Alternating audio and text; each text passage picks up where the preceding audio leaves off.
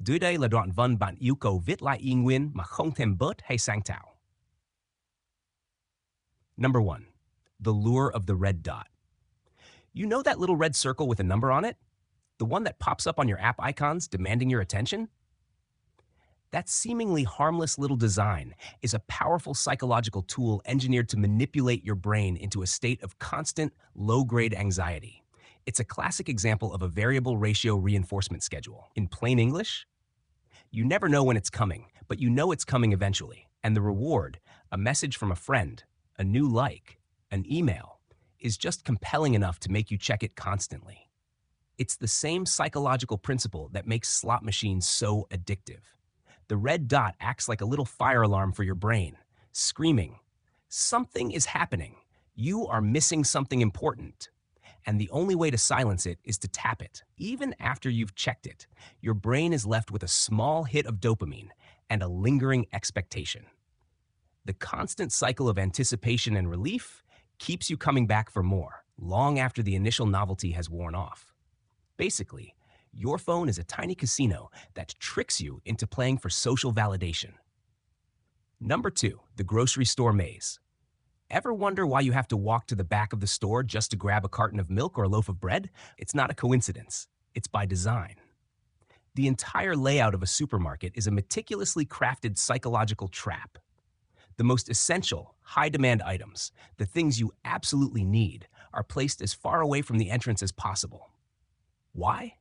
So you have to walk past everything else. As you navigate the winding aisles on your quest for milk, your brain is bombarded with sights, smells, and sounds.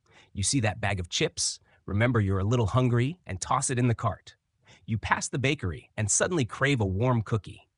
Your brain, in this state of sensory overload, is less likely to make rational decisions. It's a brilliant, if slightly sinister, strategy. They don't just sell you what you came for, they sell you what you saw along the way. Your quick trip to the store is actually a carefully planned journey designed to fill your cart with things you never knew you wanted. Number 3, the fake scarcity timer. You're shopping online, hovering over the Add to Cart button when a little red banner pops up, only 2 left in stock, or a ticking countdown timer. This offer expires in 10 minutes. Your heart rate ticks up a notch. You feel a sudden pressure to buy now or risk missing out forever. This is the scarcity principle in action, a design trick that preys on your fear of loss. The brain interprets limited availability as a sign of high demand and value, a signal that this is a special opportunity. It's an illusion. In many cases, those timers and stock counters are completely fake, designed to override your rational thought process and push you into an impulse buy. They don't want you to think, they want you to react. By creating an artificial sense of urgency, they turn a simple purchase into a high-stakes decision, making you believe that a perfectly normal item is a rare treasure. Dưới đây là đoạn văn bạn yêu cầu viết lại y nguyên mà không thêm bớt hay sang tạo. Number 4, the just one more binge. You've just finished an episode of your favorite show. You're ready to get up, stretch, and maybe even be a productive member of society. But before you can, the screen gets dark, the credits roll for 2 seconds, and a timer pops up. Next episode will begin in 5, 4, 3. This is not a helpful feature. This is a designed-in dark pattern to turn off your brain's brakes. This is the frictionless playback loop. They've removed the one little bit of friction that might have forced you to make a conscious decision, the moment you have to physically click next episode. By automatically playing the next one, they override your conscious mind's ability to say no. They're not just selling you shows, they're selling you a state of continuous, mindless consumption. It's the same trick used by social media apps with their infinite scroll feature. Your brain loves novel information, and with a fresh video or post constantly loading, there's never a natural stopping point. The design keeps you in a hypnotic, zombie-like state of continuous intake. You don't decide to watch another episode, you're simply there when it starts. Number 5, the free. Sample walk into a warehouse store, and you can almost taste the samples before you even see them. A little paper cup of meatballs, a tiny square of cheese, maybe a sip of juice. You take it, thank the person, and feel no obligation. But you're wrong.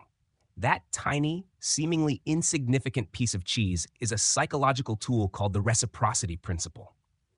This is a powerful primal social rule that says when someone does something for you, you feel a subconscious and sometimes powerful pressure to reciprocate.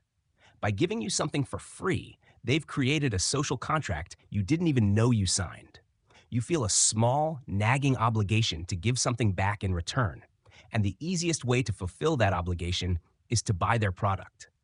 It works on a much larger scale too, like the free trial of an app that's secretly designed to make you feel like you owe them something just for the experience. The free sample isn't a gift. It's the first payment on a psychological debt. Number 6, the deliberate confusion. Have you ever tried to cancel a subscription and had to navigate a digital labyrinth designed by a psychopath? First, you click cancel, but that takes you to a page that says, "Are you sure? Here's 20% off if you stay." Then, if you click no, it asks you to call a number during business hours. And when you finally call, you have to talk to 3 different people who try to talk you out of it. This isn't a mistake. It's a dark pattern. An interface designed to intentionally trick you or make a desired action, like canceling, difficult. The layout is purposefully confusing, the language is vague, and the options are designed to benefit the company, not you. They make it easy to sign up, but they throw up every roadblock imaginable to prevent you from leaving. They're banking on your frustration and laziness to make you give up and keep paying. Basically, these companies have turned their websites into digital roach motels. You can check in, but you can't check out. Dưới đây là đoạn văn bạn yêu cầu viết lại y nguyên mà không thêm bớt hay sang tạo.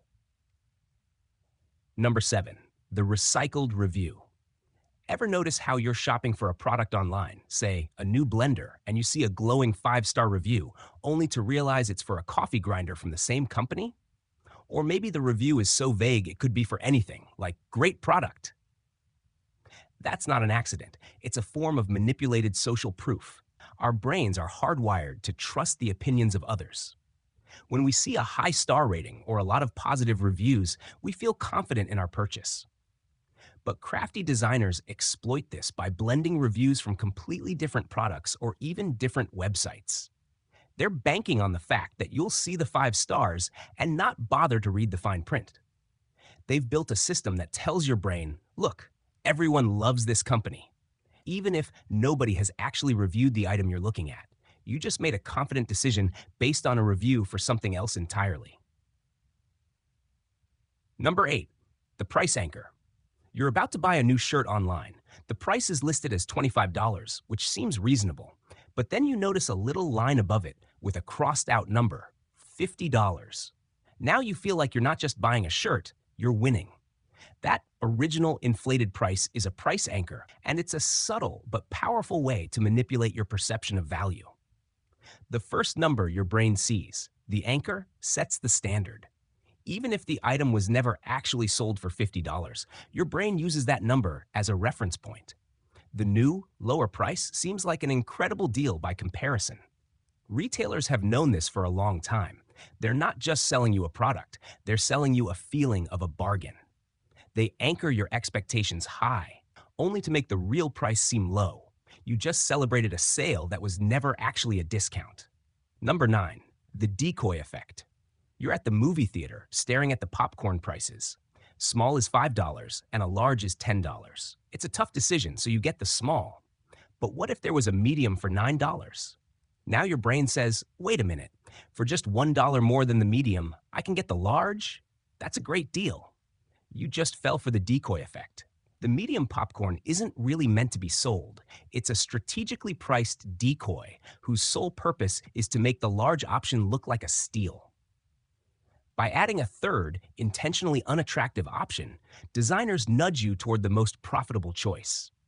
They're not trying to sell you the medium popcorn. They're trying to make the expensive one look irresistible by comparison. The decoy option is a little puppet designed to make you choose what they wanted all along.